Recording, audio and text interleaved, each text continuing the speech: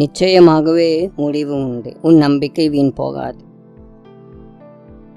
இன்று இந்த பிரச்சனையை எப்படி சமாளிப்பது என்றோ அல்லது இந்த பிரச்சனைகள் மத்தியில் தேவன் என்னை எப்படி உயர்த்தப் போகிறார் என்றோ கவலைப்பட்டு பிரச்சனையை பெரிதாக்குவதை விட தேவன் தான் சொன்னதை செய்ய வல்லவர், அவர் நிச்சயமாக செய்வார் என்கிற உண்மையில் ஓய்வெடுங்கள். உங்கள் தலை உயர்த்தப்படும். அன்பின் பரலோக பிதாவே, யோசனையில் பெரியவரே, செயல்களில் வல்லவரே, உமக்கு ஸ்தோத்திரம்.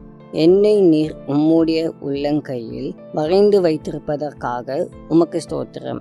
என்னுடைய எல்லா பிரச்சனைகளையும் உம்முடைய கருத்தில் ஒப்புவிக்கிறேன். நீர் அவாந்தர வேளையில் ஆறுகளை உண்டாக்குகிற தேவன். என் வறண்ட வாழ்க்கையை நீர் மாற்றும்படி அர்ப்பணிக்கின்றேன். இயேசுவின் மூலம் ஜெபிக்கிறோம் பிதாவே. ஆமேன்.